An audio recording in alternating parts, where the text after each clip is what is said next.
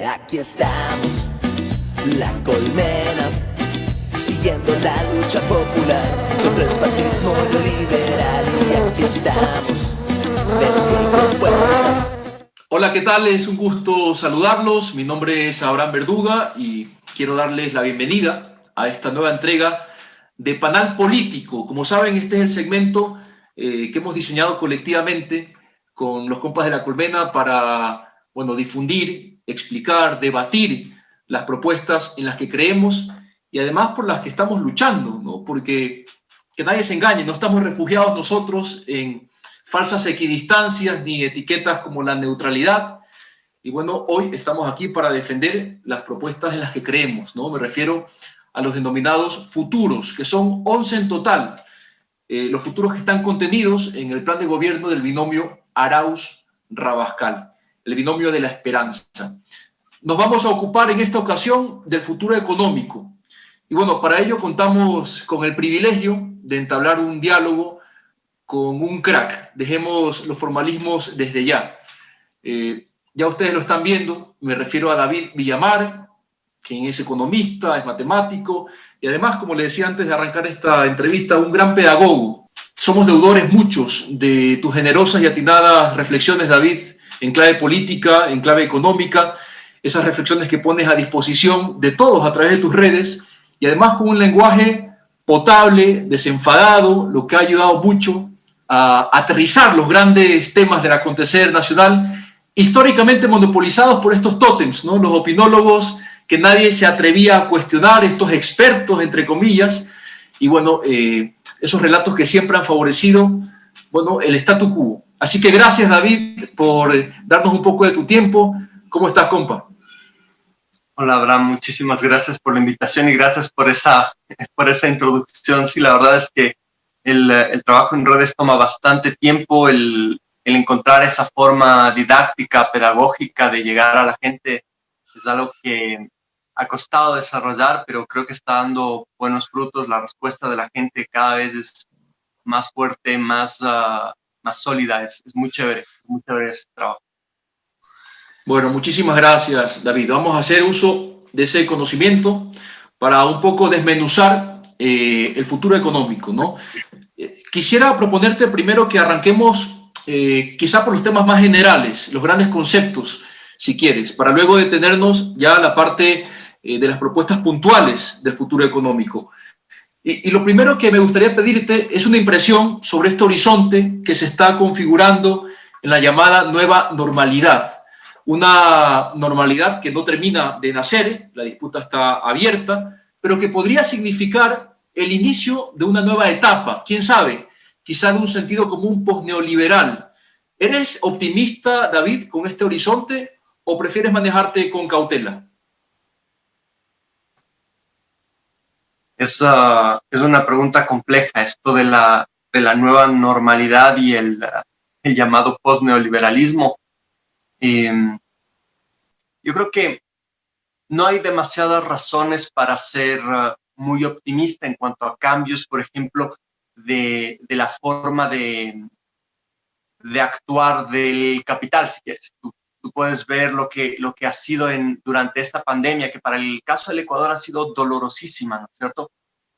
Tenemos una de las tasas de mortalidad por COVID, medidas por las muertes en exceso, más altas del mundo, a consecuencia de un gobierno indolente que prefirió prepagar deuda externa antes que invertir en prevención para la pandemia o en enfrentar simplemente la crisis sanitaria.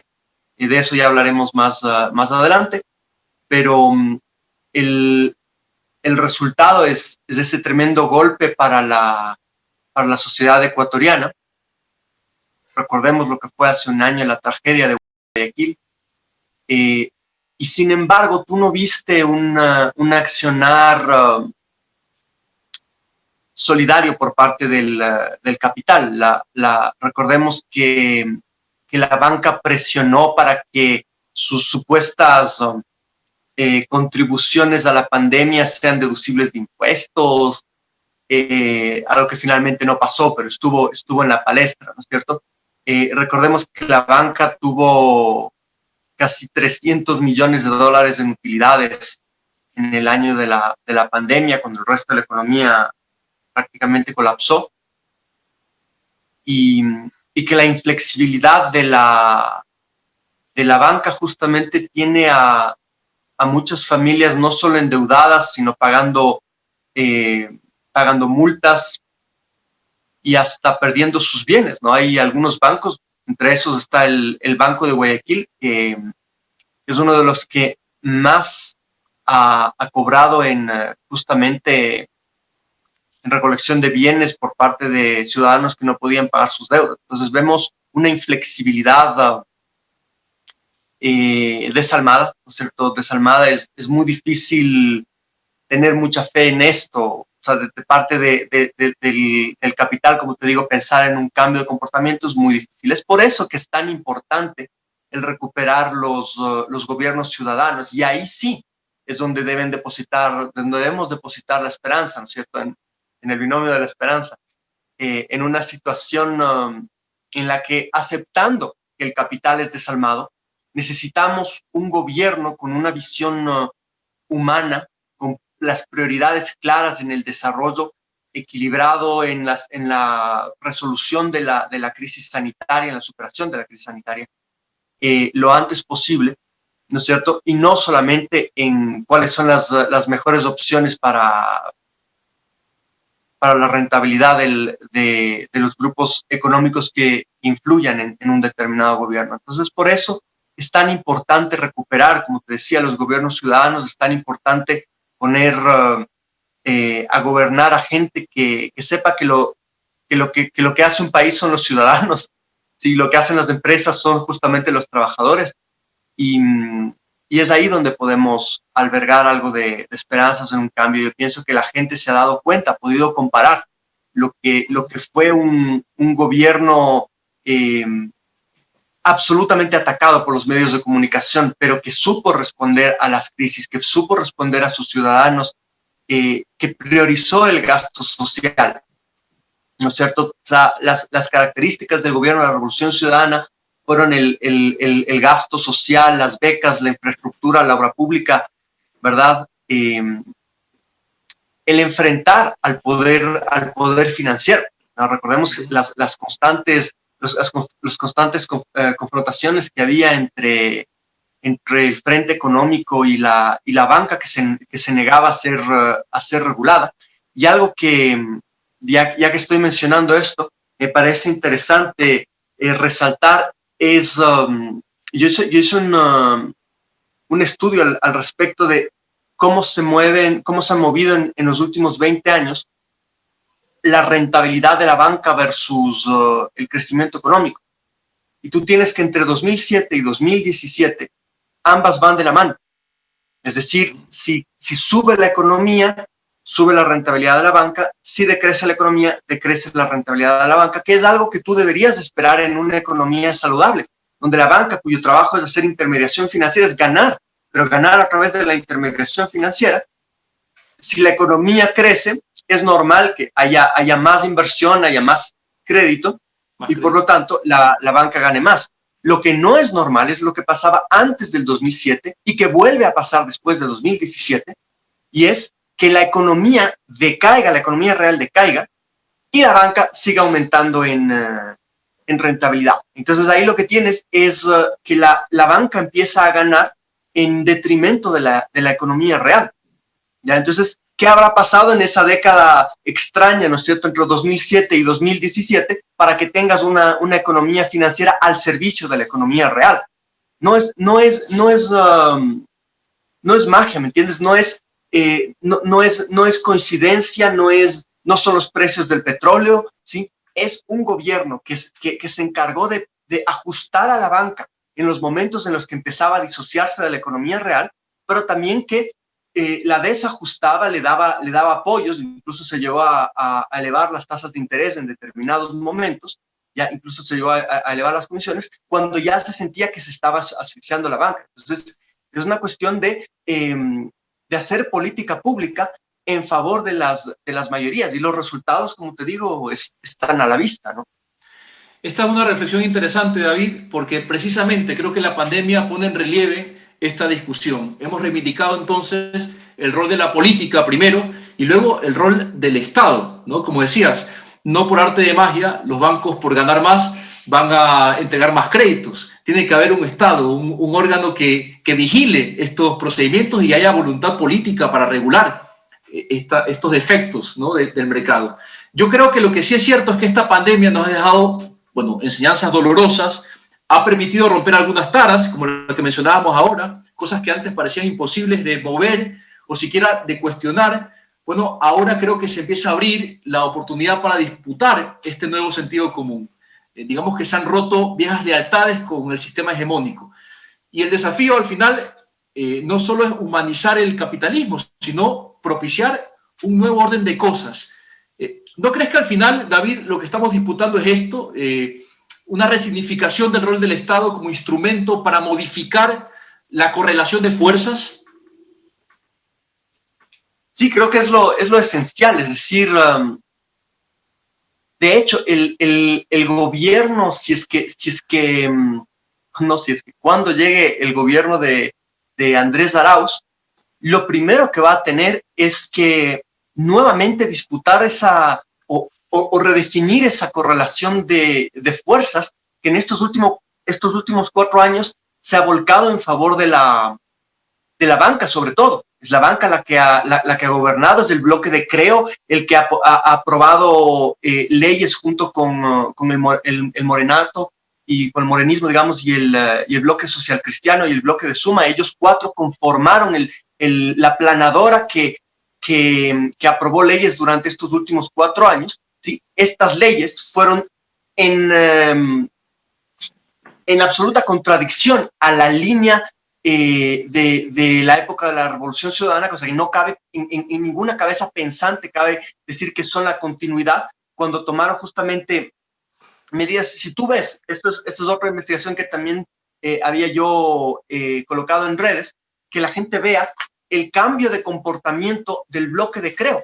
El bloque de Creo se opuso absolutamente a todas las iniciativas legislativas de los últimos 4 años, por ejemplo, de la época de Rafael Correa, entre 2013 y 2017, tú ves que cualquier iniciativa que tuviera un contenido relevante, económico, político, como se dice, administrativo, o incluso de alguna significación representativa, jurídica, ya, cualquiera de esos 4 ámbitos, cualquier iniciativa legal presentada por el gobierno de Correa, automáticamente recibía el rechazo del bloque de Creo. Llega Lenín Moreno y a partir de 2017, concretamente de julio de 2017, que es cuando Correa lanza la primera advertencia de que vencimos a la derecha, sí, pero no sé si ganó la Revolución Ciudadana, ya donde empezaba a vislumbrarse ya realmente el alcance de la traición. Sí, a partir de ese julio de 2017, el bloque de Creo cambia absolutamente de posición y empieza a votar a favor de las iniciativas de Alianza País, no la Alianza País correísta, la Alianza País morenista. Entonces ahí cabe la pequeña reflexión, un uso de lógica. ¿Qué pasó? ¿De repente el banquero se hizo correísta? ¿O es que el gobierno de Moreno cambió completamente su lógica de política pública en relación al gobierno pasado, ¿no es cierto? Y se apegó a los intereses de la banca. Y lo interesante de esto es que son 4 años de la aplicación de una lógica de política pública opuesta. No es coincidencia que los resultados económicos sean opuestos. Si tú ves, por ejemplo, si tú consideras, esto es algo que quizá valga ahondar más adelante, pero si tú consideras lo que era la dolarización antes del 2007, yo he comentado esta diferencia, ¿no? Hay 2 tipos de dolarización que el Ecuador ha conocido. La una es la dolarización ortodoxa antes del 2007, ¿ya? Y la otra es la dolarización heterodoxa, la que promueve Andrés Arauz justamente. La dolarización ortodoxa está hecha a medida de los intereses de los banqueros. ¿Cuál fue la contracara, si quieres, la otra cara de la moneda de esa dolarización entre 2000 y 2007? Fue justamente la migración de los más pobres. La ola migratoria se desata en línea con la dolarización. Uno habría creído, bueno, fue el desastre del feriado bancario. El feriado bancario fue en el 99. ¿Ya? La ola migratoria fue 2000, 2001, 2002, 2003. Fueron decenas de miles de ecuatorianos que salían a buscar mejores oportunidades fuera del Ecuador dolarizado, que hoy se trata de presentar como que era la tierra de la oportunidad, la dolarización neoliberal, la dolarización ortodoxa. Mentira. La dolarización se vuelve humana, se vuelve pro-mayoritaria a partir de 2007, cuando empieza a utilizarse una serie de medidas, si quieres tú, como te digo, heterodoxas, creativas, para paliar los efectos recesivos de la dolarización. Y entre 2007 y 2017 tienes un crecimiento económico que va de la mano con la reducción de la pobreza, que va de la mano con la reducción de la desigualdad, con reducciones aceleradas de la desigualdad, la construcción de obra pública, la generación de empleo. ¿Sí? Todo eso dentro de un marco de dolarización, pero no una dolarización, como te digo, en favor de los intereses de la banca o de los intereses de los grandes grupos económico-financieros, sino pensada en mantener los niveles adecuados niveles de ingreso, adecuados niveles de, si quieres, capacidad de consumo de las grandes mayorías. ¿Qué pasa en 2017 cuando nuevamente vuelve a gobernar la banca, como mencionaba hace unos minutos? Nuevamente volvemos a la vieja dolarización. Volvemos a la dolarización ortodoxa, y la contracara de esta dolarización ya no puede ser la migración, justamente porque es otro momento histórico, pero la contracara de esta dolarización son los 40,000 muertos en pandemia y la más alta tasa, una de las más altas tasas de mortalidad por COVID en el mundo. Es el resultado justamente de una dolarización nuevamente pensada en preservar los intereses de los grandes grupos financieros, ¿no es cierto? Son los resultados de las leyes de Creo y del Fondo Monetario Internacional, y el resultado de esto es simplemente lo opuesto a lo que teníamos. Antes teníamos una economía enfocada en las, como te decía, en el mejoramiento de la calidad de vida de las grandes mayorías. Hoy son esas grandes mayorías las que están sufriendo las consecuencias tanto sanitarias como económicas de la crisis del COVID. Y me encanta que hayas traído a colación el rol de los migrantes, ¿no? Cuando has hecho un repaso sobre las consecuencias, el impacto, bueno, de la crisis bancaria, del salvataje a los bancos, ¿no? Ese otro rostro de la dolarización, ¿no? Una dolarización que, dicho sea de paso, fue sostenida por las remesas que mandaban nuestros migrantes desde afuera. Nuevamente se pone en relieve la importancia de mantener circulante dentro de la economía. Tuvieron que salir ecuatorianos vomitados por su tierra, ¿no? Para inyectar capitales al interior de nuestra economía, no sacar más capitales, no sacar más dólares, porque esta es la verdadera amenaza a la dolarización. Ahora bien, David, extrapolando esta situación global a nuestra realidad local, esta campaña electoral se produce en medio de un shock generalizado, no solo por la pandemia, sino que, como apuntabas, por un gobierno nefasto, o sea, yo diría inclusive criminal. ¿Para qué ahorrarnos apelativos? Se abre entonces la oportunidad de elegir un nuevo gobierno, y no es que haya 16 opciones representadas en 16 candidaturas. Yo creo que solo hay dos caminos. ¿Qué se juega nuestro país el próximo 7 de febrero? ¿Cuáles serían las diferencias sustanciales que se presentan entre los dos modelos económicos que vamos a votar el 7F, David? Creo que apuntas realmente al elemento central, que es: hay solamente dos opciones. Hay la opción del progresismo, representada por el binomio Arauz-Rabascal, y hay todas las demás opciones que de un modo u otro son una continuidad de lo que ha sido este gobierno del lazo-morenismo, le llamamos. Lazo-morenismo porque, como decíamos, entre los dos aprobaron las leyes que hoy está sufriendo el pueblo ecuatoriano. Los principales candidatos, los más opcionados, si quieres, más allá de la opción progresista y la opción de la banca, que el candidato de la banca claramente es el candidato del oficialismo. Tienes otros candidatos que le hacen el juego al oficialismo. Está el candidato de ruptura, que es Juan Fernando Velasco, mandadero de María Paula Romo a todas luces. Está Yacu Pérez, que promueve medidas económicas similares a la visión de Lasso, como por ejemplo la eliminación del impuesto a la salida de divisas.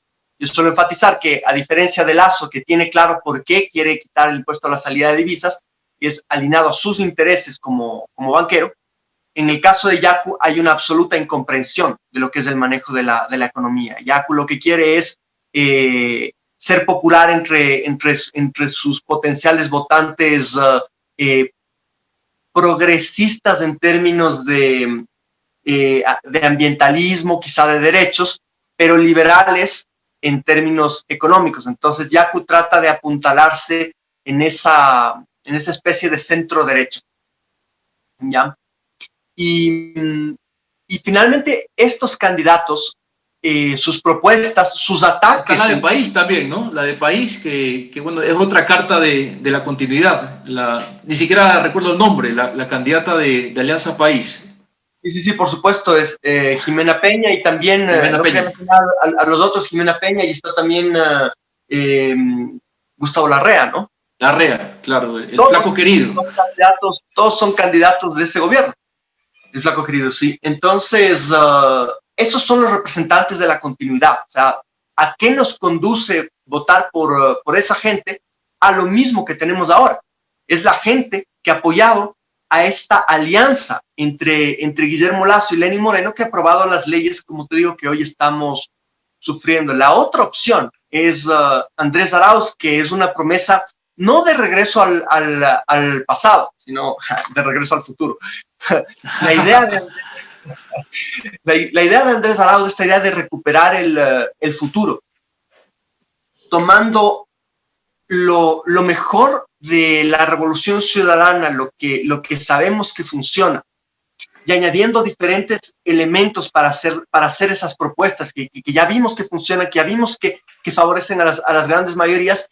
Andrés propone hacerlas todavía más eficientes. Él dice, hay mecanismos que nosotros utilizamos en el gobierno de la Revolución Ciudadana que se mostraron eficaces, pero quizá no los usamos,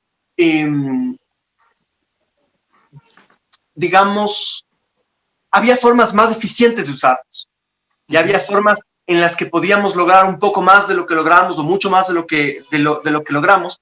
Y creo que ese conocimiento que tiene Andrés Arauz, no solamente sobre la teoría económica, ¿no es cierto? Arauz no es un teórico como a veces lo quieren presentar. Arauz tiene una multiplicidad de cualidades que es muy, muy difícil de conseguir en un economista. No solo que conoce de teoría, sino que además, o sea, de teoría económica, sino que además maneja bien la contabilidad de las finanzas públicas, la contabilidad financiera, es un experto justamente en temas financieros, está terminando su doctorado en economía financiera, ¿no es cierto? Además conoce muy bien lo que es proceso jurídico y la legislación ecuatoriana. Entonces, digamos, no solo es, como te digo, es un teórico que entiende bien la economía, sino también sabe aterrizarla y conoce los instrumentos que están a su disposición y los retos financieros, contables que tiene en una economía dolarizada. Eso es algo que muy pocos economistas tienen, y eso es algo realmente admirable. Creo que una de las razones por las cuales se escoge a Arauz como la cabeza del binomio, como el cuadro más, quizá más valioso de la Revolución Ciudadana, es justamente porque tiene toda esta multiplicidad de cualidades que hacen que sea un candidato al que muy difícilmente se van a comer el cuento los banqueros, ¿cierto? Esas cualidades tan difíciles. Yo te digo, yo me considero un economista muy bien formado en la parte técnica, teórica, tengo cierta experiencia en el manejo de la política pública, pero yo no manejo la técnica jurídica. Cuando intentaron, por ejemplo, permíteme una anécdota, cuando intentaron claro, impedir la participación del binomio, y tú recordarás que había esta disyuntiva entre por qué no se inscribe de una vez Arauz Rabascal y por qué siguen insistiendo en Arauz Correa. ¿ya? La estrategia ahí era que había que posicionar la cara de Andrés Arauz, que era un técnico poco conocido en el ámbito político, había que asociarla a Rafael Correa. Entonces era importante insistir ahí, y mucha gente no entendía cómo ponemos en riesgo la participación cuando, cuando lo más sencillo era justamente la inscripción directa del binomio Arauz-Rabascal. Y la estrategia, yo la discutí con Andrés, le dije, oye Andrés, ¿por qué estamos haciendo esto? No es demasiado riesgo. Y Andrés me explicó paso a paso los elementos jurídicos, todo lo que era relevante, tanto en la Constitución como en la ley, no me acuerdo exactamente el nombre, pero la ley el Código electoral. De la democracia, puede ser. Exacto, el Código de la Democracia, ¿verdad? El Código de la Democracia y los dos reglamentos, ¿ya? Y claro, me pongo a estudiar con las líneas que él me dio, y eso me permitió hacer justamente creo que es una de las contribuciones más importantes que realicé el año pasado, justamente un análisis al respecto de cómo los famosos constitucionalistas, ¿no es cierto?, como este señor Ollarte, este señor Quintana, me parece que era, estaban torciendo la Constitución de una forma vergonzosa, estaban cercenando artículos, leyéndolos a conveniencia para tratar de posicionar el hecho de que la participación de Arauz-Rabascal era inconstitucional, o sea, una vergüenza. Y esas guías, yo las obtuve, las guías, los grandes lineamientos para saber por dónde estudiar el Código de la Democracia, por dónde estudiar los reglamentos, cómo interpretarlos, las obtuve de la visión de Andrés Arauz. Yo recuerdo que en alguna entrevista que le hizo La Colmena a Andrés, cuando ni siquiera sospechábamos que iba a ser el candidato, de hecho, me atrevería a decir que ni siquiera el mismo Andrés se imaginaba que iba a estar frenteando ahora como candidato a la presidencia de la República. Lo entrevistamos porque claramente era uno de los perfiles más interesantes dentro de la discusión económica, un economista que proponía alternativas a nivel global, no solo para la realidad local. Recuerdo que abanderó a Andrés junto a la Internacional Progresista todo este tema de los derechos especiales de giro, esta moneda contable. Él explicaba todo lo que significaba esto, también con un lenguaje bastante potable, con todo ese trabajo monumental en el Observatorio de la Dolarización. En todo caso, con todas esas referencias, accedimos a Andrés. Primero decir que un joven como nosotros, con toda la buena onda y la predisposición para atender la entrevista en estos términos informales como los que tenemos en este rato contigo, y nos hablaba en ese tiempo, una entrevista que le hizo Nico Larrea, eso está por cierto en la página de YouTube de La Colmena, en nuestro canal de YouTube, se las recomiendo mucho. Hablaba Andrés de la importancia de revivir la pirámide de Maslow, David, en el contexto de la pandemia. Esa pirámide donde se establecían estas prioridades, ¿no?, en las necesidades básicas de los seres humanos. Y lo primero que decía Andrés era que había que atender otra vez las necesidades biológicas. Es que a esto hemos llegado. Esta es la situación que vive el mundo, pero no se lo entiende siempre. La salud, los alimentos, el agua, los derechos humanos por encima de la lex mercatoria. De esto va finalmente el futuro económico del binomio de la esperanza, David. Empezamos con esto, con lo básico, con los derechos humanos, para luego empezar a pensar en un horizonte mucho más ambicioso como el que plantea el Summa Causai. Exactamente, compañero. O sea, habría sido ideal continuar desde donde nos quedamos, ¿no es cierto? Donde estábamos en 2017, con un Estado institucionalizado, con una estructura que te permitía llegar a través de, por ejemplo, de las zonales, le permitía a la política pública llegar de forma adecuada a cada rincón del país, ¿cierto? Teníamos, era un momento realmente de cosechar frutos, ¿cierto? Hoy ya no estamos en ese momento, en este momento estamos, es un momento de retroceso, se ha desmantelado el Estado, no solamente institucionalmente cuando se mató a las emplades, cuando se mató a los ministerios coordinadores, cuando prácticamente se liquidó a las zonales territoriales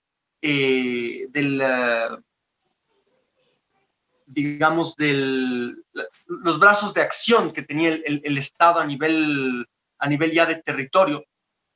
Los recortes fiscales, los acuerdos con el Fondo Monetario Internacional y todo eso fue dejándole al Estado sin brazos de acción.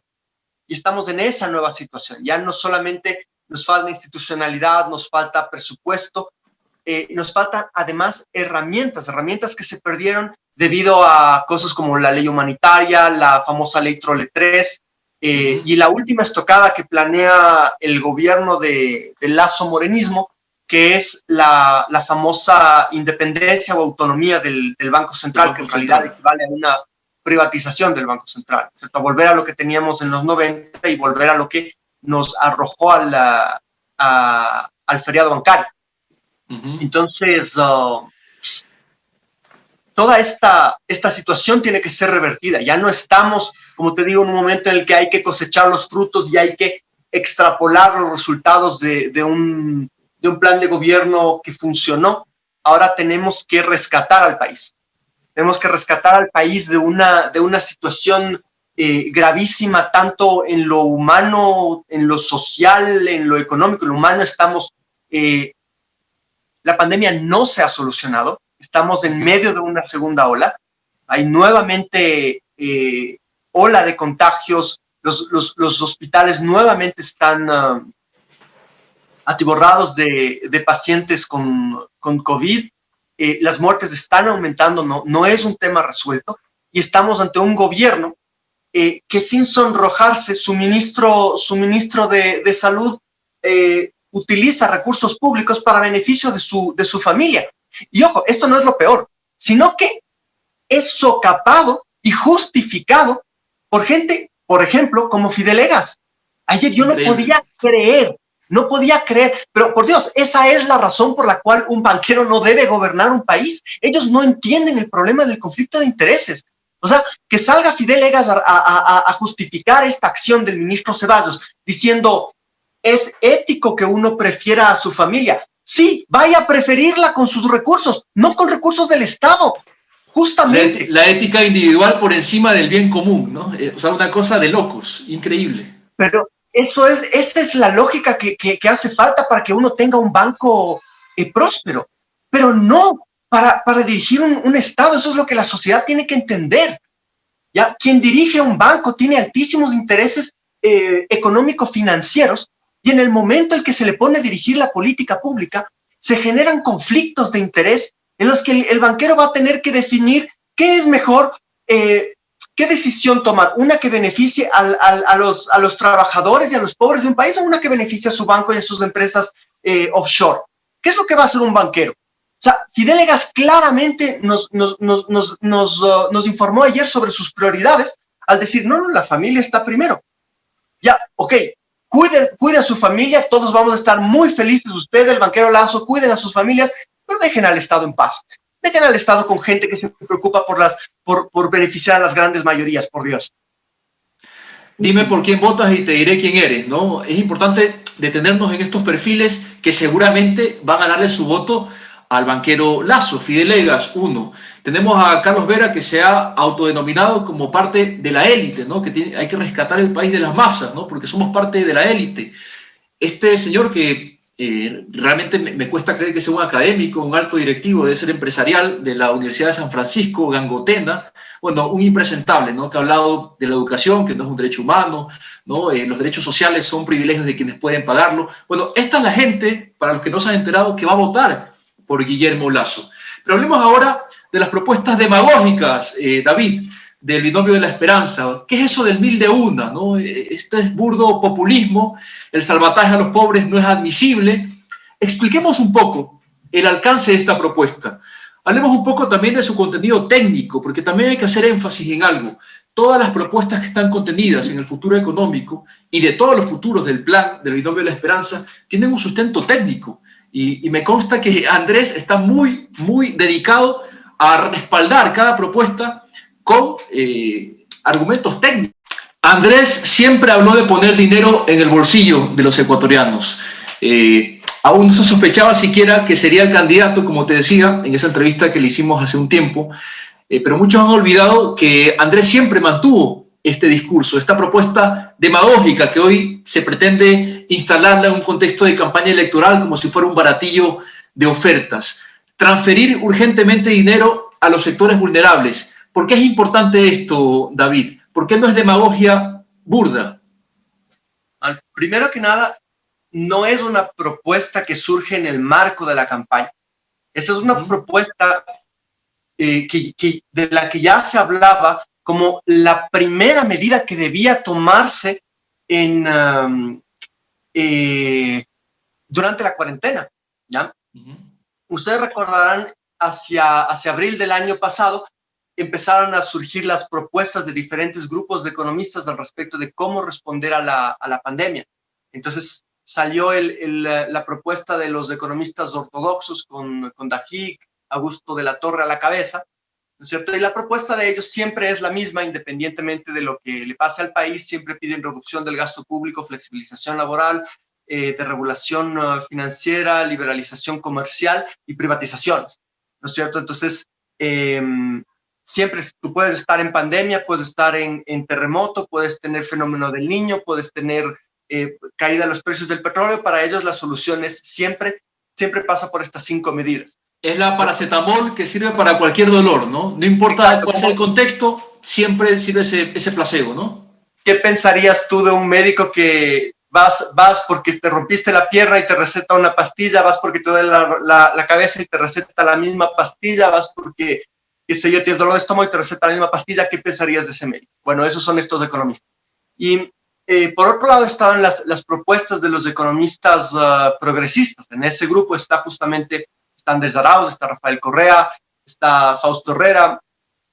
A mí me dejan participar si es que no molesto mucho. Entonces en ese grupo se discutió cuáles eran los riesgos de la pandemia y de la cuarentena.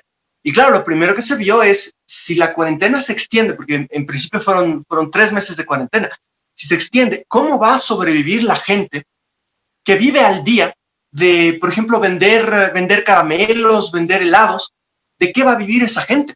Y en ese momento realmente sentimos lo que fue la desarticulación del instrumental de política pública que teníamos en 2017. Lo que decíamos, ya no estamos en un momento de cosechar, se perdieron tantas cosas que hay que recuperar lo perdido primero antes de pensar en el futuro. Hay que recuperar las armas con las cuales enfrentábamos este tipo de retos. Por ejemplo, habría sido vital en ese momento, en abril del 2020, tener activo el dinero electrónico, el mecanismo de dinero electrónico de Banca Central, porque eso habría permitido sobrevivir la cuarentena de una forma mucho más eficaz en términos económicos y mucho más humana, donde justamente a través, por ejemplo, de la información del registro social, donde están inscritas las familias más vulnerables de la sociedad ecuatoriana, con esa información tú habrías podido canalizar una ayuda económica, y tú $200 al mes, lo que fuere, a través de dinero electrónico, para que esas personas puedan seguir consumiendo independientemente de que no puedan seguir trabajando. Y esto no es cuestión de, ya va la mentalidad de dádivas y de caridad del socialismo. No, estamos en pandemia, estamos enfrentando la peor crisis de la historia. En todo el planeta, los estados han entrado a frentear la pandemia a través de transferencias directas a sus ciudadanos. Por Dios, Estados Unidos lo ha hecho ya, y están hablando de nuevas transferencias. El castrochavista Joe Biden, ¿no? El castrochavista Joe Biden, exactamente. ¿No es cierto? Y en diferentes países la solución ha sido una inyección económica en los sectores más vulnerables. Ya vamos a ver el sustento técnico, pero primero veamos que otros países también lo han hecho. Entonces, si hubiésemos tenido el dinero electrónico de Banca Central activo que teníamos en 2017, que ya funcionaba en 2017, yo no sé si tú tenías una cuenta de dinero electrónico, llegaste a pagar, por ejemplo, tus servicios públicos a través del dinero electrónico, era maravilloso, era facilísimo. Además que en esa época te alimentaban el dinero electrónico con 2 puntos del IVA. Ya 2 puntos del IVA te iban directamente, te descontaban y te iban directamente a cargar el dinero electrónico. Entonces yo empecé a pagar por el dinero electrónico agua, luz, etcétera. Era realmente práctico, ¿ya? Todo eso se desmanteló. Si hubiéramos tenido eso, se habría podido hacer una transferencia, pero instantánea, al millón de familias más vulnerables que vieron, por ejemplo, que tuvieron que romper la cuarentena, que se enfermaron de COVID, que muchos padres de familia, cabezas de familia murieron de COVID, ¿me entiendes? Que se quedaron sin ahorros, que están endeudados, etcétera. Entonces, la medida de la transferencia que hoy toma la forma en campaña de los 1000 de una, ¿no es cierto? Esa medida fue propuesta al inicio de la pandemia. Y no es que, bueno, ya no se hizo, ya no se... No, como te decía, seguimos en pandemia. Esa medida sigue siendo urgente. Es fundamental inyectar dinero en las familias ecuatorianas, no solo por una razón humanitaria, social, ¿no es cierto?, sino también por una cuestión económica. Es fundamental reactivar la cadena de pagos. Nosotros estamos viviendo ya un proceso de deterioro de la cadena de pagos desde la época de la cuarentena y el distanciamiento social, ¿no es cierto?, porque la gente está consumiendo menos. Las medidas de respuesta por parte del gobierno consistieron en salvar a las empresas y colgar a los ciudadanos. Entonces, por ejemplo, con la ley humanitaria, y no solo desde la ley humanitaria, antes también se empezaron a dar pequeñas reformas legales de flexibilización laboral, donde te cambiaban la estructura horaria de trabajo por el sector florícola, bananero, servicios. Al final también lo hicieron el sector industrial, ¿no es cierto?, donde facilitaban los contratos estacionales. Pero la ley humanitaria, irónicamente llamada ley humanitaria, que es por demás inhumana, está basada en ese eslogan que se inventa Augusto de la Torre y que luego es adoptado por María Paula Romo y por Richard Martínez: la realidad ha superado a la legalidad. Entonces, como la realidad ha superado la legalidad, ya no importan las leyes en el país, por supuesto, ya no importan para los derechos laborales, pero siguen siendo muy importantes para los contratos de deuda externa. Ahí sí no, la legalidad no ha superado la legalidad, la realidad no ha superado la legalidad, ¿no es cierto? Pero en el caso de los ciudadanos, ahí sí lo siento, la realidad ha superado la legalidad, y la ley humanitaria da paso a un conjunto de medidas de flexibilización laboral anheladas por años por parte de la banca y en general de las empresas, que, por ejemplo, facilitaban los despidos. Te decían, o sea, como ya no hay cómo cumplir las leyes, ahora tiene que haber un acuerdo de buena voluntad entre el empleador y el empleado. ¿Quién tiene las de ganar en una negociación empleador-empleado? Donde el Estado se hace el quite, donde el empleado, el trabajador, ya no tiene el respaldo de las leyes porque la realidad ha superado la legalidad. Entonces le estás dando todo el poder al empresario para aplastar los derechos de los trabajadores. Y sí, es cierto que las empresas pasaban un mal momento. Había que encontrar formas de ayudar a las empresas, pero en esas formas no debían ser sacrificando los derechos laborales, dilapidando los derechos laborales de los trabajadores. Entonces lo que se hace es facilitar que los contratos laborales, que se cambie de contratos laborales con ciertas características, derechos, estabilidad laboral, incluso niveles de salarios, a otros donde se golpea la estabilidad y la capacidad adquisitiva de los trabajadores. Esto se suma a todos los deterioros anteriores que mencionábamos y que va en detrimento de la cadena de pagos. ¿Qué es esto de la cadena de pagos? El conjunto de encadenamientos en las transacciones que mantienen la economía girando, como, si quieres, el lubricante que hace que la máquina económica funcione, que esté activa, es la liquidez, es decir, es la cantidad de dinero que hay en una economía. Pero si esa cantidad... David, perdona, esta reflexión me parece muy potente, ¿no? Porque es curioso, con el tema del 1000 de una, lo que dicen, el argumento fácil, ligero, es que lo que se pretende es comprar el voto, ¿no? Pero la realidad es que ese corte abrupto en los ingresos de la gente de a pie, esa cadena de la que tú hablas, termina afectando el propio metabolismo del capitalismo. O sea, esto es lo que no entienden nuestros capitalistas truchos. Parece que no lo entienden. Esto lo dice el propio Fondo Monetario Internacional. No solo hay un afán de proteger a la población en riesgo, no solo hay un afán de paliar el hambre, que es lo más importante sin duda, sino que también lo que se busca es proteger el consumo, por el amor de Dios, el giro natural del capital. Esto es lo que está haciendo ahora el populista Biden, David. Exacto, o sea, es lo que te digo, es una medida, no hay que ser un genio para idear esa medida, hay que ser un monstruo para impedirla, eso sí. Exacto, exacto. Y eso es lo que hemos estado viviendo en este año, es un gobierno de monstruos, ¿ya? En el que han privilegiado prepagos de deuda externa, han privilegiado renegociaciones en favor del capital, han privilegiado los intereses de los grandes grupos financieros nacionales e internacionales, dejando morir a la población. O sea, recuerda a finales de año que empezaron a decir, a darle el título a Richard Martínez de el mejor ministro de finanzas del año, o el ministro de finanzas del año, ¿ya? A un ministro de finanzas que impidió la asignación de recursos emergentes para salud, que prepagó $2,000 millones en plena crisis sanitaria en Guayaquil. ¿Tú te imaginas lo que habría sido el manejo de la crisis, no solo en Guayaquil, sino en el país? Si la mitad de esos recursos, $1,000 millones, se destinaban para asegurarse un confinamiento localizado en el momento en el que se descubre que la pandemia surge en Guayaquil. Nada de eso se hizo, porque la prioridad de Martínez era el prepago de la deuda externa. No pago, sino prepago. Es decir, adelantó recursos.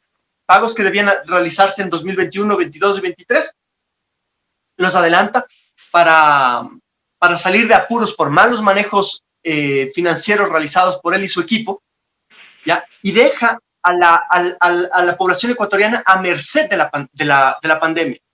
Entonces, esta medida de los 1,000 de una, para volver al tema, debía tomarse hace un año.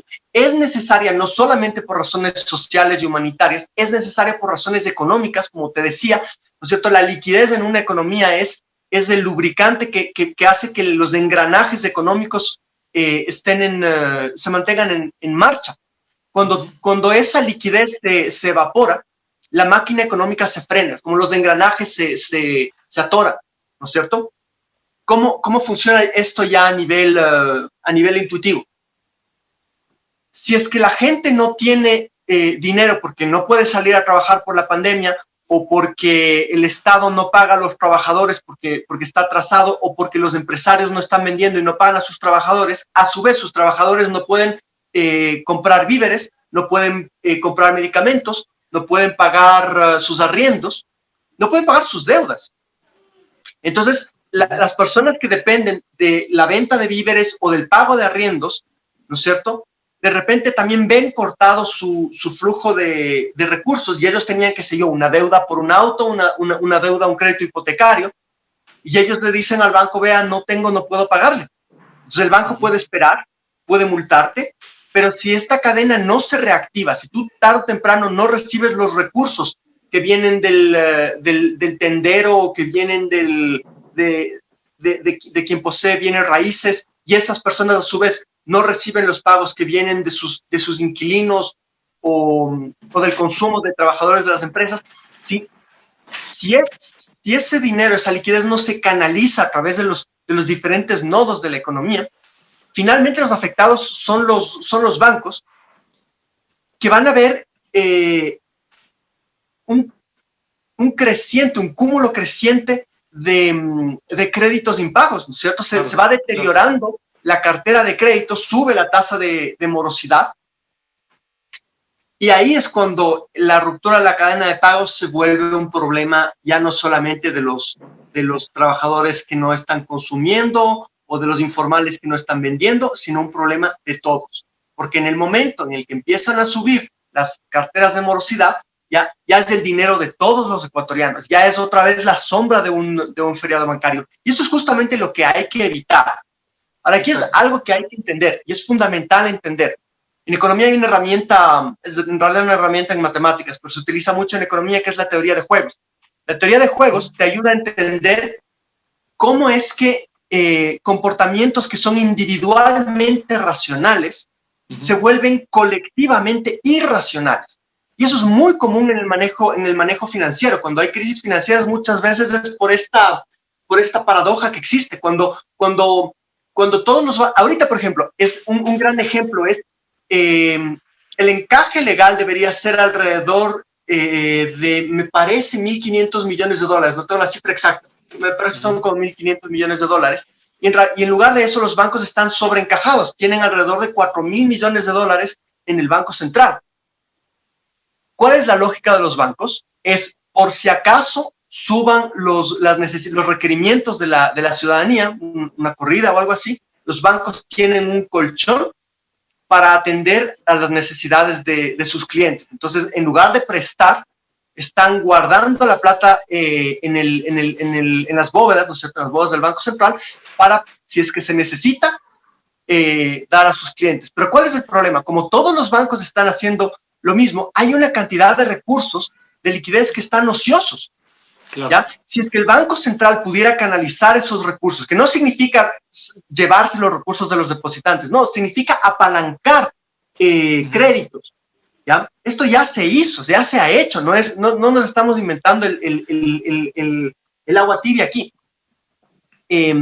Todo Banco Central tiene la capacidad de hacerlo. Entonces, si es que el Banco Central apalancado en el sobreencajo, en los recursos, como decir, de las reservas internacionales, apalanca créditos de corto plazo para reactivar la economía, ya estos créditos, este famoso 1000 de una, reactivará la cadena de pagos en sus distintos nodos y hará que las mismas tasas de morosidad de la banca y el riesgo de corridas bajen. Entonces, un efecto multiplicador, ¿no? Un efecto multiplicador. Multiplicador y sobre todo sanador de la economía, pero eso es, para entender eso hay que pensar justamente en la macroeconomía, el problema macroeconómico que representa la ruptura de la cadena de pagos. Entonces, la idea de los 1000 de una es inyectar liquidez en la economía para reactivar la cadena de pagos, pero no $1,000 a cualquiera. El plan está enfocado con un doble objetivo, que es tanto el social, que es enfocar en 1 millón de familias, sobre todo, por ejemplo, controladas por madres de familias, los hogares más vulnerables, y sobre todo las mujeres son mucho mejores gestoras de los presupuestos familiares que los hombres. Entonces, hay también un criterio de eficiencia ahí, pero también en las familias más afectadas por el COVID, las familias que han sufrido despidos, que el jefe de familia haya fallecido o que tengan deudas hospitalarias por tema de COVID. ¿Cuál es la idea? Tú tienes un concepto en economía que es el de la propensión marginal al consumo. Cuando tú quieres hacer una inyección de recursos, de liquidez en la economía, tú tienes que apuntar a los segmentos de la población que tengan la mayor propensión marginal al consumo. ¿Qué quiere decir esto? Que si les das $1 extra, de ese $1 extra, lo va a gastar. Consuman, gasten la mayor cantidad posible. Ya, si es que tú le das esos $1,000 a un hogar de ingreso medio alto, que haya tenido ahorros dentro o fuera del país y que no haya visto cortadas sus capacidades de consumo, si le das $1,000, te dirán muchas gracias y meterá al banco. Pero si le das a una familia que perdió al jefe de familia, que la madre está endeudada, ¿qué es lo que va a hacer esa madre cuando reciba los $1,000? Pagar el arriendo, pagar la matrícula de sus hijos, si acaso, pagar útiles escolares y consumos básicos. Entonces, es a esas personas a las que debe apuntar esta política, ¿ya? Y ese es el sustento técnico, la visión que debe respaldar la política de los 1000 de una. Apuntar a los segmentos con mayor propensión marginal al consumo para que el efecto multiplicador que tú mencionabas se maximice dentro de la sociedad y sea suficiente. Entonces ahí los 1000 de una, 1000 para 1 millón de familias, desde la lógica macroeconómica el costo es 1% del PIB. El PIB del Ecuador es de alrededor de 100.000 millones, 1.000 millones es 1%. Entonces con ese 1% tú puedes generar una reactivación más que proporcional si es que lo enfocas, esa inyección, a los sectores más necesitados. A eso súmale la lógica microeconómica, que es apuntar a los hogares donde, si quieres, el tamaño familiar sea relativamente mayor, que es lo que sucede con los hogares de menores de ingresos, ¿no es cierto? Tienen más hijos, tienen 4 o 5 hijos. Entonces, esta inyección de liquidez llegaría no a 1 millón de personas, sino a 1 millón de madres multiplicado por el tamaño familiar, 5 personas. Estamos hablando de que llegaría quizá, ojo, no digo que el tamaño promedio de la familia ecuatoriana sea de 5 personas, pero en los hogares de menores ingresos es mayor que el promedio. El promedio está entre 3 y 4. En los hogares más pobres puede ser entre 4 y 5. Entonces, si multiplicas ese millón de beneficiarios por el tamaño del hogar de 4 personas, 5 personas, resulta que estás beneficiando a entre 4 y 5 millones de personas. Estamos ya hablando de casi 1/3 de la población ecuatoriana beneficiada por esta política. ¿Sí? Entonces, tiene tanto una lógica en términos humanitarios como una lógica microeconómica y una lógica macroeconómica. ¿Sí? Es curioso cómo ahora Lenín Moreno propone poner $500 a 570.000 familias en el bolsillo de los ecuatorianos. Ha dicho que este es un plan que se va a implementar hasta mayo, ¿no? Veía hace poco un tuit, un titular de Teleamazonas, y decían algo así como, los expertos consideran que esta medida de Lenín Moreno es una buena medida, ¿no? Claro, si sale esto del Proyecto Nacional Popular, es populismo y demagogia, ¿no? Si sale de los técnicos, de los expertos, de los tecnócratas, es una buena medida, ¿no? Y estos son los mismos personajes que pontifican, que nos dan cátedras en los medios tradicionales, ¿no? Los mismos personajes, David, que participaron en la sucretización, en el feriado bancario, son los mismos intelectuales que participaron, los intelectuales de la derecha, ¿no? Orgánicos de la derecha, que avalaron este tipo de mecanismos, ¿no? Son los que hoy rechazan el salvataje humanitario. Hablan de Estado obeso, pero acuden a él cuando necesitan salvavidas. Cuando se salvan a las élites son decisiones técnicas, ¿no? Cuando se salva al pueblo es populismo. Expliquemos un poco, porque creo que es importante hacer aquí quizá un paréntesis. Un breve repaso, un ejercicio de memoria histórica. Yo sé que no es fácil compendiarlo, sintetizarlo en pocas palabras, pero ¿de qué se trató la sucretización, David? Porque hay muchos personajes que participaron en ese proceso tan nefasto de la patria, que hoy están presentes disfrazados con etiquetas nuevas del cambio, ¿no? ¿Qué significó, qué supuso la sucretización para nuestro país? ¿Y por qué? Vamos a rendirle crédito a los personajes que participaron en ese proceso y que hoy pretenden vender la idea de un cambio en el Ecuador. Además, a obligarse a un ejercicio de memoria histórica. Hacia inicios de los años 80, hay esta crisis generalizada de la deuda externa, sobre todo en los países latinoamericanos. Eso está, me parece, en el 82 en México, pero hay un proceso de contagio. ¿Ya? Y resulta que llega un momento en el que las deudas privadas en el Ecuador no podían ser pagadas. Uh-huh. La presión de los organismos financieros internacionales, además del Club de París y los países del primer mundo, ¿no es cierto? Y el G7, etcétera, empiezan a presionar para una renegociación y para un cambio en las condiciones de la deuda. Entonces, lo que se hace es la deuda que había sido adquirida por empresas privadas es asumida por el Estado adquiere un rol de intermediario en este proceso. Uh-huh. Entonces, las empresas ecuatorianas que pidieron deudas en el exterior le pagaban al gobierno ecuatoriano y el gobierno ecuatoriano pagaba esas deudas directamente a la banca internacional. ¿Ya? Pequeño detalle, el gobierno ecuatoriano le pagaba a la banca internacional en dólares y las empresas ecuatorianas le pagaban al Estado la misma deuda en sucres. Por eso se llamó la sucretización de la deuda. Un negocio redondo, ¿no? Negocio redondo porque el sucre, por las devaluaciones de los mismos gobiernos, iba perdiendo su valor. Entonces las empresas terminaron pagando por las deudas originales una bicoca, terminaron pagando una miseria por esas deudas y le dejaron todo el costo de la deuda al Estado. Entonces Ese proceso además que tenían información privilegiada, David, que es importante también decirlo. Exactamente, o sea, la mayoría de fortunas, bueno, quiero decir la mayoría porque no tengo el dato, pero buena parte de las fortunas en el Ecuador se ha hecho justamente aprovechándose de información privilegiada de las decisiones que iba a tomar un Estado al respecto justamente de pagos de deuda externa, política pública, inversión, etc. Eso es un hecho, ¿ya? Por eso es tan peligroso que gente que tiene grandes intereses económicos llegue al poder, que van a utilizar, como te decía, el poder tanto a nivel de la influencia en la política pública como la información privilegiada que tienen, la van a utilizar en favor de sus negocios. Entonces, en eso consistió la sucretización, es un proceso de socialización de las pérdidas y privatización de las ganancias,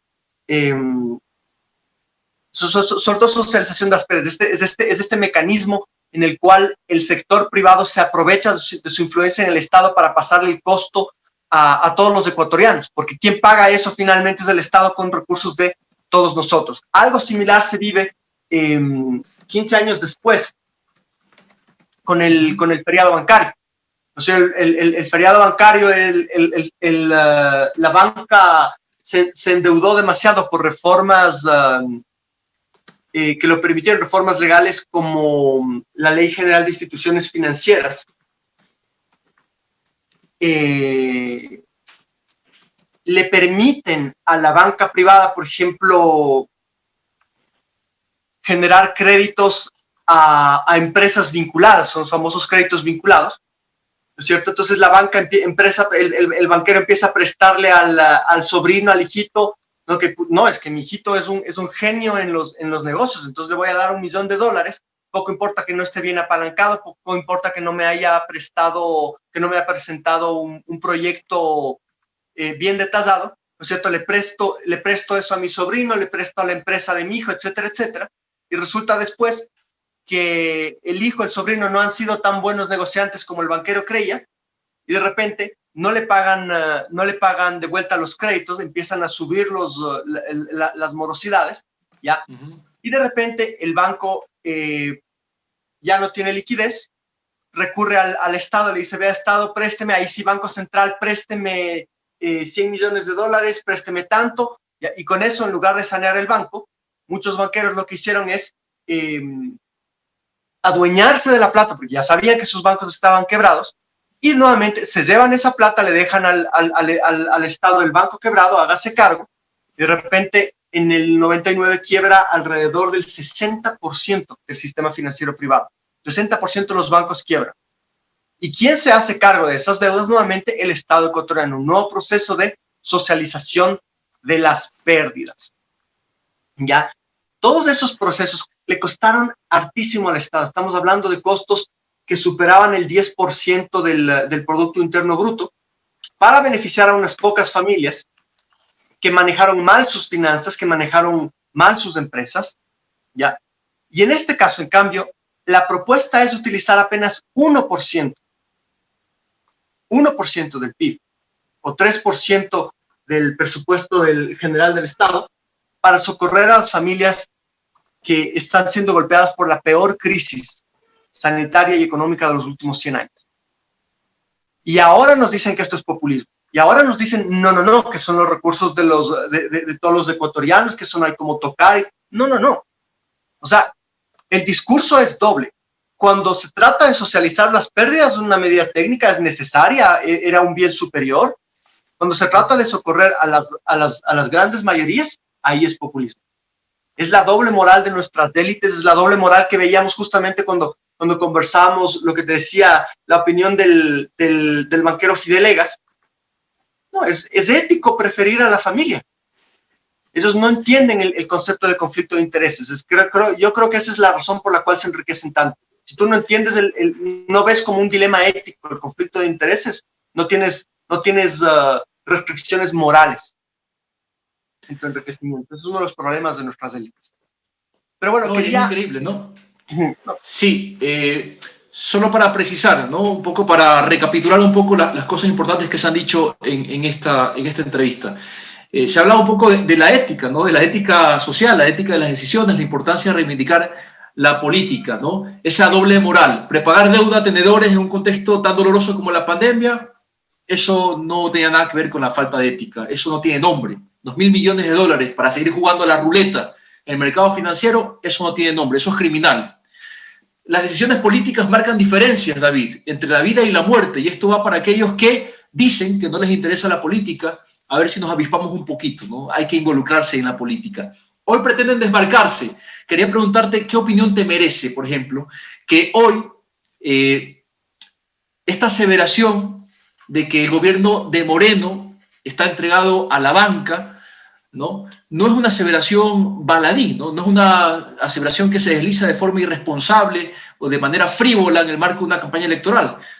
Tú nos has mostrado argumentos para sostener esto. Genera ternura, y te pregunto sobre este tema, que Creo se oponga hoy a la propuesta de Creo. Me refiero al impuesto del 2% sobre las ventas a los microempresarios, ¿no? Impuesto que fue aprobado por Creo, esa llamada ley de simplificación tributaria. Ahora Lasso se desmarca de ese compromiso, de esa ley que aprobaron, ¿no? Hay un cinismo sin precedentes. Nuestra clase política caduca, ¿no? Tiene una cara dura, pero realmente sin parangón, ¿no? Son únicos. Sí, absolutamente. O sea, tú puedes recordar hace año y medio apenas, en una entrevista en un medio de la derecha, donde justamente Lasso reconocía que las acciones de Lenín Moreno estaban alineadas con su plan de gobierno. La frase era algo así como: yo no tengo la culpa que Lenín Moreno se haya alineado a la propuesta de Lasso. Y ahora, en cambio, quiere hacerse el quite de su responsabilidad en todo esto. Exacto, quiere desmarcarse. Al respecto de lo que hablábamos, del tema de los 1.000 de una, a mí me gustaría resaltar algo, porque claro, como en la campaña se ha enfocado bastante en esta medida como central, no hay que confundir como que fuese la única medida dentro del programa económico productivo. Es la primera medida, y por eso es importante hablar de ella. Es la primera medida. Pero esta medida se enmarca, lo que decíamos, ahorita ya no estamos como en 2017, tenemos que recuperar lo que perdimos. Concretamente, eso significa recuperar la capacidad de acción que tenía el Estado para hacerle frente a estas situaciones. Recuperar, por ejemplo, la capacidad de que el Estado pueda pedirle prestado a la banca pública para no quedarse ilíquido y generar una ruptura de la cadena de pagos como la que vivimos en 2020 y que seguimos soportándola de un modo u otro en la actualidad. Implica recuperar el control ciudadano del Banco Central. Eso es fundamental. La banca trata de bloquear, de poner en jaque al próximo gobierno, violando la Constitución, mandar un proyecto que lo que busca es la privatización del directorio del Banco Central. Uh-huh. ¿Para qué? Para justamente que el Banco Central no tenga que responder a las decisiones de un gobierno legítimo, de un gobierno justamente con lo que no tiene este gobierno, que es legitimidad democrática. ¿No es cierto? No olvidemos que el artículo 303 de la Constitución claramente indica que la formulación de la política monetaria, crediticia, cambiaria es potestad exclusiva de la función ejecutiva y se instrumentará a través del Banco Central. En el momento en el que ellos se salen con la suya, con esta autonomía, mal llamada autonomía del Banco Central, están yéndose contra este principio de articulación entre la función ejecutiva y el Banco Central. Entonces, entre las primeras medidas, lo que debe ser la preocupación del gobierno en los primeros 2 años de campaña, es decir, de gobierno, para poder salir del agujero en el que estamos, está la reinyección de recursos en la economía, no solo a través de los 1.000 de una, sino a través de una política masiva de créditos. Arauz ha prometido $3.000 millones en créditos a pequeñas, micro y medianas empresas, justamente en línea con lo de los 1.000 de una. La idea no es solamente socorrer a las familias, sino también a las empresas que no tienen sus recursos en paraísos fiscales, que no tienen colchones de liquidez afuera, sino que necesitan la acción del Estado para poder sobrevivir y poder mantener el empleo que generan. ¿Ya? Es fundamental, por ejemplo, la recuperación de los sistemas electrónicos de pagos, lo que se ha llamado ahora la billetera digital, es fundamental como un mecanismo de coordinación. Hablábamos de la importancia de reactivar la liquidez. Los sistemas de pago son una forma alternativa de liquidez que no te hace depender directamente del dólar físico. Ya lo tienen los bancos con el dinero plástico, ¿no es cierto? Las tarjetas de débito. Tú vas a hacer una transacción, pasas una tarjeta y te están debitando de tu cuenta. Ahí no estás utilizando el billete verde. Sin embargo, son dólares, ¿verdad? Lo mismo se puede hacer con los mecanismos de billetera digital, donde tú puedas realizar pagos a través de tu teléfono, lo que hablábamos al inicio, los mecanismos que existían en 2017 y que fueron desmantelados, no porque atentaran contra la dolarización, sino porque atentaban contra los intereses de la banca. Hay que entender que la banca tiene un modelo de negocios basado en el dinero plástico. Migrar a un modelo de negocios digital basado en celulares les quitaría parte de ese negocio. La gente dejaría de consumir con dinero y empezaría a consumir con el pago de sus celulares. Eso para la banca no es buen negocio.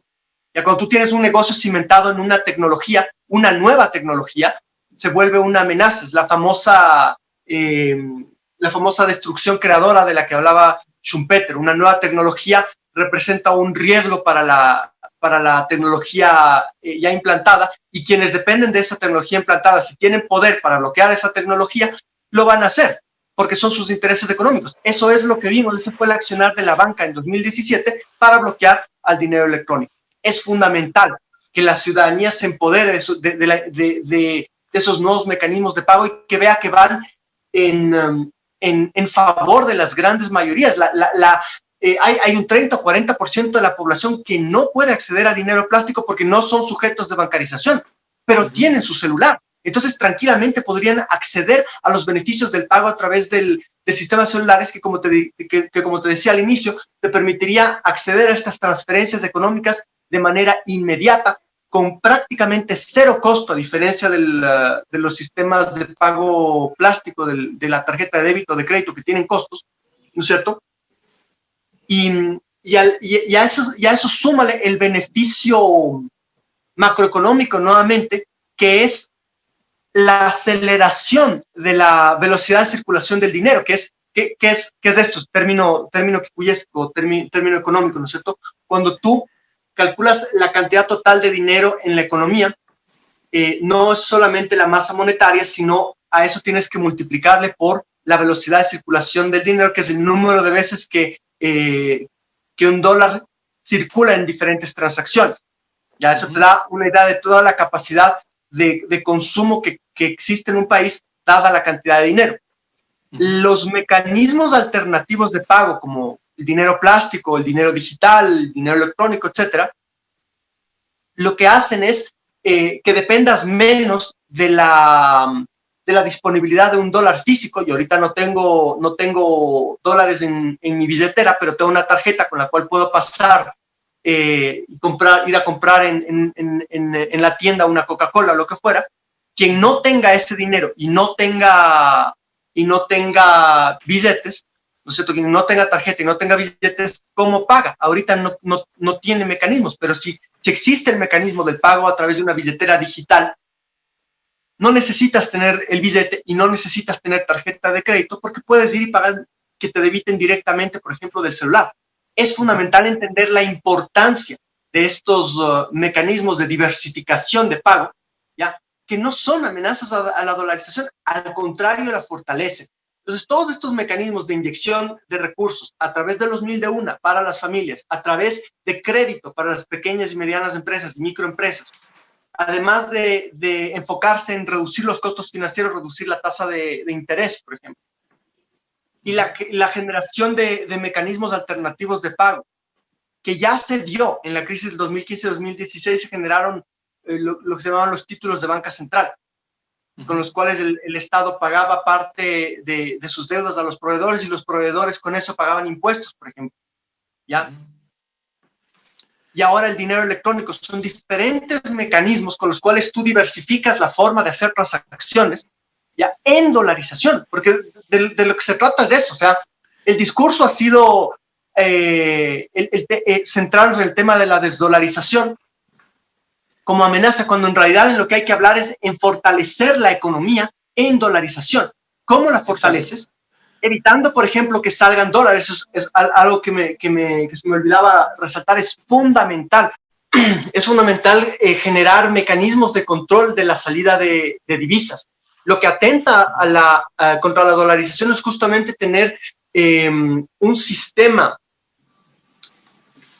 contradictorio en términos de sostenimiento de la dolarización. El Ecuador tiene un sistema público que trae dólares, pero tiene un sistema, trae dólares vía exportaciones del petróleo, por ejemplo, pero saca dólares vía sector privado, vía importaciones y salida de capitales, por ejemplo, del sector financiero.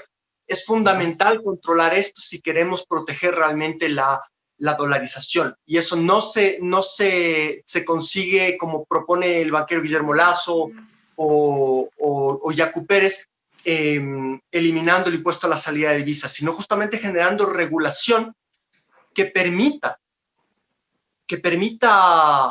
enfrentar este sistema que es una verdadera extractora o aspiradora de dólares, que saca dólares del país. Para eso teníamos diferentes mecanismos. Estaba por ejemplo, las salvaguardas cambiarias, que habrían podido ser utilizadas en los momentos más duros, por ejemplo, de la pandemia, son momentos de crisis donde se justifica las sobretasas arancelarias, las salvaguardas.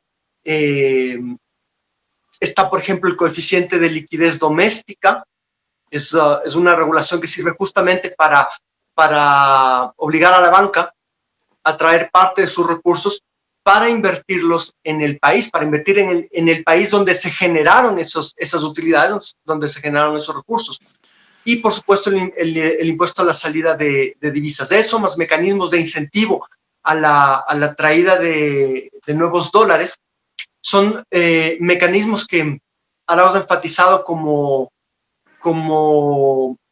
formas para proteger la dolarización. Entonces, como ven, el plan inicial para los primeros 2 años consiste en salir de la crisis económica protegiendo a la dolarización. Entonces, hablamos de una inyección de dinero tanto a las familias como las empresas, sea a través de los 1000 de una, sea a través de créditos emergentes.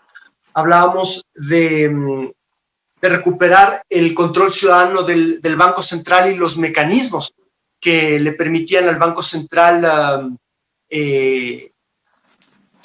lubricar la economía, generar liquidez y evitar la ruptura de la cadena de pagos. Hablábamos de la generación, de la diversificación de los mecanismos de pagos, de los sistemas de pagos en los que está, por ejemplo, la billetera digital. El control de la salida de divisas es un conjunto de medidas que van en línea con la protección de la dolarización, la reactivación de la economía, ¿sí? Y el cambio en la correlación de fuerzas con el sector financiero. El haber impedido que el Estado tenga otras fuentes de financiamiento en la banca pública, en el Banco Central, lo único que hizo es darle mayor poder a la banca para imponer política pública, porque ahora el Estado, ¿de qué depende?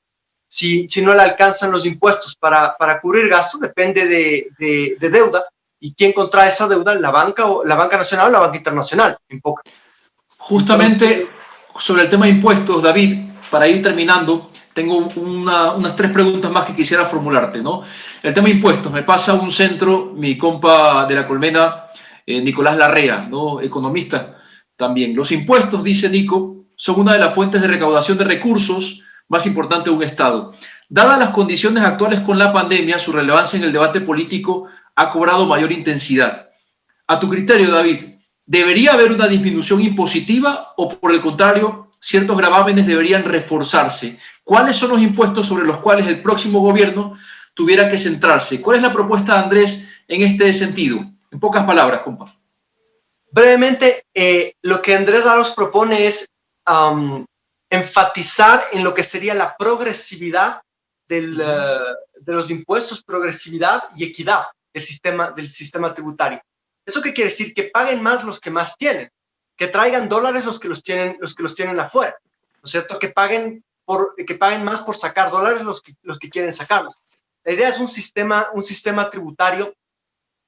Lo ideal sería apuntar a un sistema tributario de corte europeo. O sea, los sistemas europeos tienen tienen una lógica impositiva en la que antes de impuestos tú tienes sociedades altamente inequitativas, pero después de impuestos, del efecto redistribuidor o el efecto progresivo de los impuestos, te reduce considerablemente la desigualdad. Entonces, por eso el Gini de los europeos es 1, el coeficiente Gini que mide la desigualdad, ¿no es cierto? Es 1, es bastante alto antes de impuestos, pero luego de impuestos baja considerablemente. Ese es el efecto redistribuidor, es el efecto que genera la cohesión social que existe en los países nórdicos, por ejemplo. ¿Ya?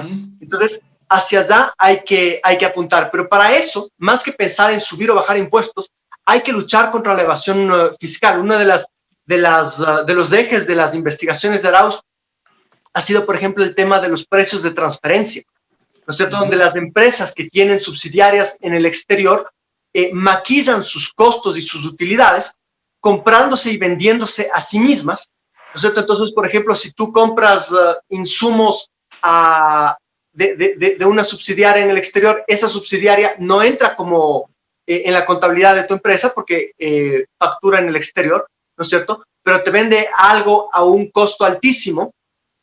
Ahí tú estás recibiendo, la plata sigue estando dentro de tu grupo porque es tu subsidiaria, pero las utilidades de tu empresa que paga impuestos, en el Ecuador, ¿no es cierto? Tiene bajísimas utilidades. ¿Por qué? Porque tiene los costos inflados a través de estos esquemas de inflar costos y bajar precios de venta, que es justamente el juego de los precios de transferencia. Contra eso hay que luchar si queremos un sistema tributario transparente y realmente progresivo. Y esta fue una de las preguntas, entre otras muchas, que se le olvidó a los moderadores, ¿no? Plantear en el debate, porque me causa mucha gracia, ¿no? El candidato de la banca habla de que va a proteger la dolarización, sin embargo, al mismo tiempo dice que va a eliminar el impuesto de salida de divisas, y no sé cómo se logra, realmente yo no sé cómo se hace ese malabarismo de defender al mismo tiempo la dolarización y defender la permanencia de los paraísos fiscales, ¿no? O sea que no sé cómo se logra eso, no sé cómo es compatible defender la dolarización y defender las empresas offshore. En todo caso, representación sin redistribución es mera simulación. Otro tema, déficit fiscal, David, caballo de Troya del gobierno para justificar su inacción en la asignación de recursos para paliar los efectos de la crisis. El problema fundamental de la economía ecuatoriana pasa exclusivamente por este componente, como nos quieren decir. ¿Es la única restricción? ¿Qué opinas? El problema de la economía ecuatoriana, lo ha dicho Arauz, lo ha dicho Correa, lo han dicho diferentes economistas progresistas en su momento. El problema de la economía ecuatoriana no es el sector fiscal, es el sector externo. Es esta aspiradora de dólares que es nuestro sector privado, nuestro sector importador y nuestro sector financiero, la que realmente genera un problema para la dolarización, ¿cierto? Esta extracción permanente de dólares que hace, que dificulta la inyección de liquidez y el direccionamiento del crédito hacia sectores que podrían hacer que la economía crezca. Ese es el verdadero problema de la economía ecuatoriana. Lo que tú decías, es absolutamente incompatible hablar de eliminar el impuesto a la salida de divisas y preservar la dolarización. Recuerda que a mediados de la pandemia salieron algunos de los líderes socialcristianos como César Ron a hablar de la necesidad de abandonar la dolarización, ¿ya? Yo tengo la sospecha de que el interés de la derecha nunca ha sido preservar la dolarización. Ellos quieren salir ganando de la dolarización como salir ganando de la desdolarización como salieron ganando de la dolarización. Pero eso se logra cuando ellos tienen el control de la política pública. Entonces, fíjate, durante la época de Correa, lo más importante era salvar la dolarización. O sea, sin dolarización se moría el país. Si es que ellos llegan al poder, como de hecho sucedió, ¿no es cierto? Llegan a controlar a Lenin Moreno, ahí de repente ya no era lo más importante salvar la dolarización, sino que la dolarización, nadie quiere que se vaya, pero ahorita es imposible sostenerla. Esas eran las palabras de César Ron y de otros voceros de la derecha que en su momento empezaron a soltar ese pequeño globo de ensayo. Entonces, lo que yo pienso es la derecha no es que quiere conservar la dolarización. Lo que la derecha busca es estar en el poder cuando sea el momento de salir de ella para beneficiarse de la salida. ¿A quién le beneficia una desdolarización? No le beneficia a un gobierno que lo que busca es ayudar a fomentar el desarrollo de las pequeñas empresas, ayudar a apuntalar los ingresos y el consumo de las grandes mayorías, ¿ya? Pero sí le beneficia a los grupos empresariales que creen que en el Ecuador se paga demasiados salarios, que el costo laboral es demasiado alto y que los impuestos son demasiado altos. Entonces, si es que tú pagas impuestos en dólares y pagas salarios en dólares, si de repente tú tienes tu plata fuera del país, o sea, tú la sacaste oportunamente fuera del país a tus paraísos fiscales, ¿ya? Y te cambian de moneda, tú no estás arriesgando tus dólares, ya los tienes fuera del país, pero tus costos laborales se licúan. Entonces, exacto, hay que aprender a ver más allá del discurso de la campaña sucia. ¿A quién le interesa desdolarizar? Es a quien tiene sus costos laborales en dólares y que le parece muy alto. Entonces, en ese sentido, hay que saber leer el panorama político. ¿A quién le interesa realmente desdolarizar? Vamos terminando, David, y muchísimas gracias de nuevo por tu generosidad, por el tiempo que nos concedes. Hablemos del futuro económico con perspectiva de género. Y quisiera citar más o menos a Angela Davis, esta histórica activista afroamericana, que por cierto hace muy poco cumplía algo así, me parece que 77 años. Ella ha sostenido siempre, es una frase recurrente en sus discursos, que el feminismo que no es antirracista, que no es anticapitalista y que no es solidario con todos aquellos que están atrapados en la pobreza, no es feminismo, ¿no? El feminismo que no es anticapitalista no es feminismo, ¿no? Porque todas estas miserias tienen que ver con el capitalismo global. Hay una contradicción de términos entre el feminismo y el capitalismo. Cuando hay más equilibrio de género, David, hay más rendimiento, hay más eficiencia económica. ¿Cómo planteamos el tema del futuro económico con perspectiva de género? A ver, hay varias aristas a tocar. Ahí voy a tratar de ser lo más breve posible. Uno de los problemas, no para las mujeres, sino para la economía, es no tener suficientes mujeres en cargos directivos.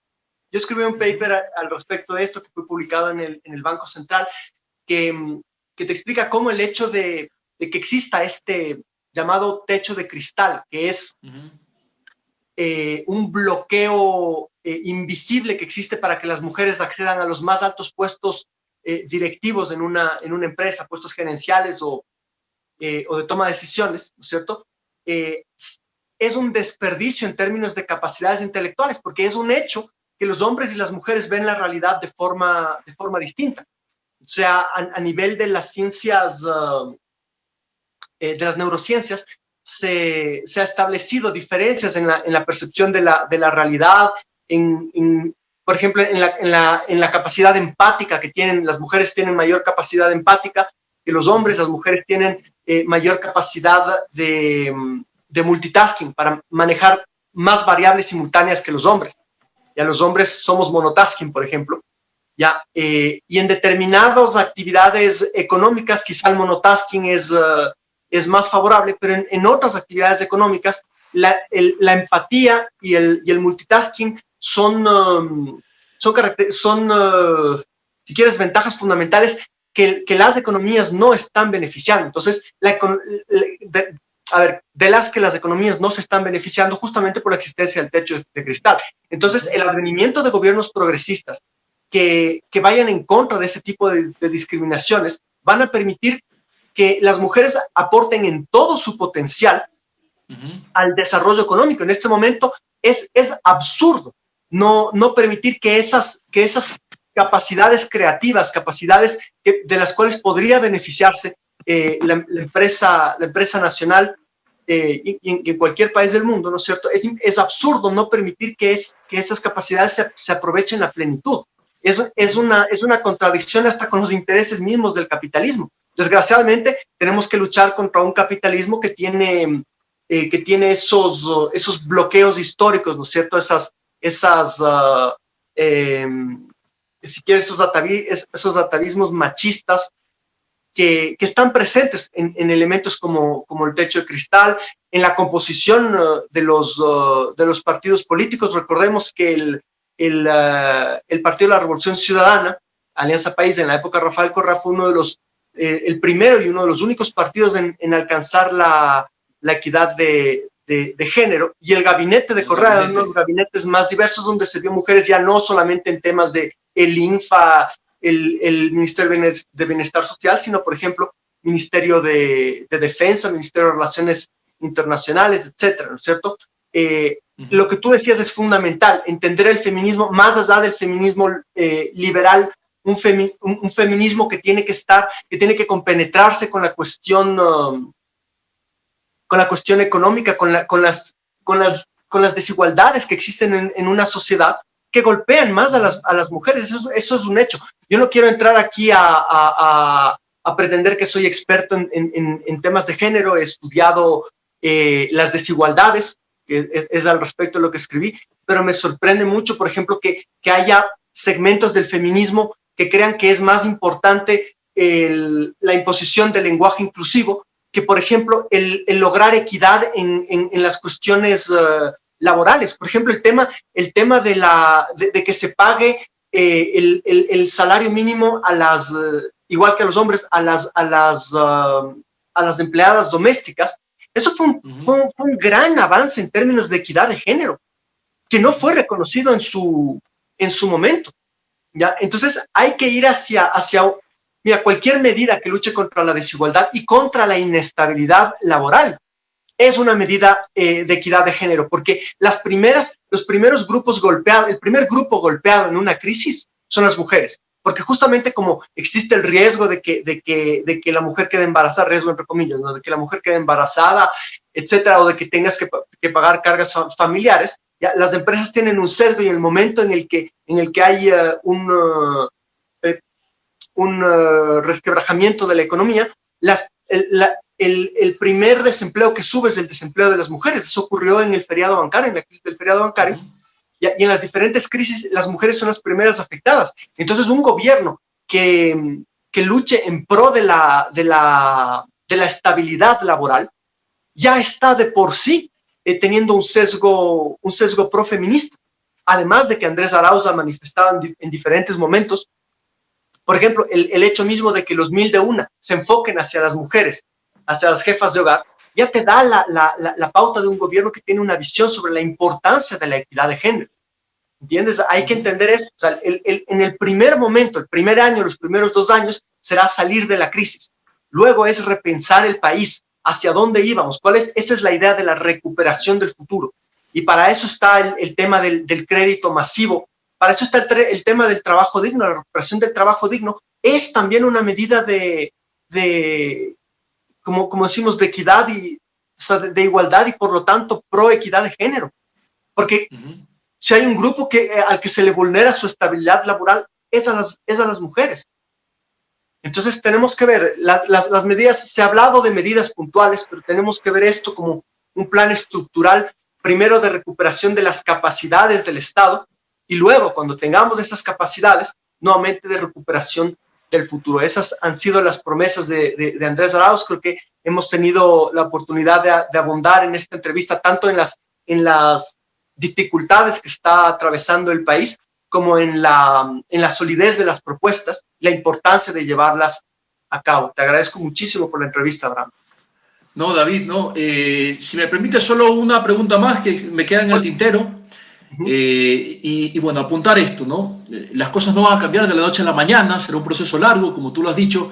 Hay que primero reconstruir lo destruido, ¿no? Y a partir de esa recuperación, empezar ya a plantearse estos temas mucho más potentes, ¿no? Y ir cavando trincheras también en aspectos culturales, ese machismo, ese patriarcado que está tan presente en la cultura ecuatoriana, bueno, se lo puede ver constatado en diferentes rubros, ¿no? También y sobre todo aún en el plano económico. Y lo último, me gustaría una impresión muy breve, David, sobre la estrategia económica en bloque, ¿no? Porque no se puede enfrentar problemas globales en solitario. Y bueno, hay una vocación internacionalista en Andrés. Él ha hablado en más de un foro sobre la importancia de recuperar la UNASUR, ¿no?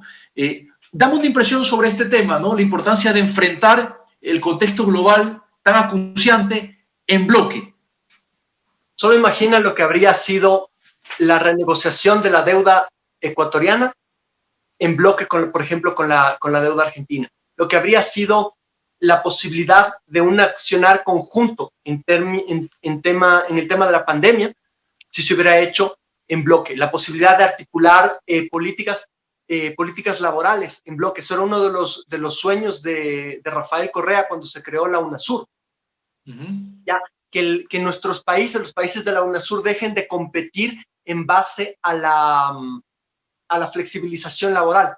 ¿Ya? Es decir, para atraer inversión extranjera, vamos a ver quién baja más su costo laboral, quién baja más salarios, quién ofrece menos derechos laborales, para ver a dónde van las empresas. Si es que tú generas un bloque que unifique la legislación laboral, que proteja los derechos laborales, tendrán que las empresas de los países vecinos ya no competir por quién flexibiliza más el salario, por quién precariza más a sus trabajadores, sino por quién invierte más, por quién tiene más visión, por quién tiene mayor competitividad, y ya no conviertes a los trabajadores en la forma o más bien en la explotación a los trabajadores, en la forma de ganar competitividad, que es algo absolutamente inmoral en las economías capitalistas. Entonces, todos esos son potenciales ganancias de volver a la visión de la integración. Yo ahí siempre cito una frase de Mujica. Él decía, no estuvimos a la altura. Él se refería a los distintos gobiernos de Lula, de Kirchner, de él mismo. Él decía, no estuvimos a la altura de un latinoamericanista gigante como Hugo Chávez. Hugo Chávez cometió una serie de errores en su manejo, por ejemplo, de la política exterior e incluso de la política económica. Pero en términos de su visión latinoamericanista, era un visionario. Es lo que siempre se refiere el progresismo aquí. O sea, otra cosa sería la historia de América Latina si nos hubiéramos unido. Y Hugo Chávez tuvo esa visión de impulsar el progresismo. Sí, y es posible que la nueva ola, es lo deseable, que la nueva ola de progresismo encabezada por gente como López Obrador, como Alberto Fernández y Andrés Arauz y Alberto Arce, le den ese impulso nuevo a la integración regional, ahora que tenemos la idea del tiempo que perdimos, que le den más énfasis a esa integración y que la UNASUR pueda ser ese organismo integrador y eficaz que permita cambios radicales en pro de los pueblos latinoamericanos. Yo espero de todo corazón que estos líderes estén a la altura y estoy seguro que lo harán. Andrés ha dado ya pasos en esa dirección. El hecho mismo de que sin ser presidente de la República haya asegurado ya 4 millones de vacunas con Argentina ya te da una idea del potencial de la unidad latinoamericana. Es la muestra, ¿no?, de que hay que trabajar desde ya, ¿no? Lazo ha hablado de cambiar el país en los primeros 100 minutos. Eso es imposible. Lo que sí es posible es empezar a gestionar, ¿no?, algunas de estas políticas que van a ser para el beneficio de todos los ecuatorianos. Y en ese afán, en ese objetivo, ya está el binomio de la esperanza. Qué chévere, David, poder hablar contigo. En este último apartado te quiero advertir que si algún pájaro de mal agüero de las trincheras opositoras te escucha, seguramente te van a deslizar, o nos van a deslizar, porque yo me incluyo también, suscribo tus reflexiones sobre los aportes de Chávez, ¿no?, su concepto bolivariano de integración. Nos van a deslizar la etiqueta de la venezolanización del Ecuador, ¿no?, porque ese es el discurso burdo, fácil, ¿no?, que se pretende proponer en el debate público. Pero esta es una entrevista en la que se ha abordado cada tema con los diferentes insumos, hemos tocado los diferentes matices, ¿no? Y así deben ser las entrevistas. No quiero ponerme de ejemplo ni de mucho menos de cómo se debe llevar una entrevista, pero ojalá el debate público en nuestro país pueda alimentarse de matices, de contextos, no solo de titulares burdos y amarillistas. Así que, David, como siempre, un placer. Espero que no sea la última ocasión que podamos conversar. Y bueno, vamos a estar muy pendientes de los resultados. Lo hemos dicho ya, ¿no? La Colmena no se puede dar el lujo de permanecer neutral, indiferente en esta situación tan complicada que atraviesa el país. Estamos aquí para defender propuestas en las que creemos. Y gracias a esta posibilidad que se nos da a los jóvenes hoy de participar en el debate público con propuestas, con intercambios como este, bueno, tenemos más razones todavía para refrendar nuestra voluntad el próximo 7 de febrero. Así que, David, te mando un fuerte abrazo y gracias por estar aquí en Panal Político. Un abrazo, compa, ha sido un gusto. Cuídate. Cuídate mucho, compas. Quédense pendientes de la programación de La Colmena. Seguiremos explorando los diferentes futuros del binomio de la esperanza. Que estén muy bien. Y aquí estamos, verde con fuerza.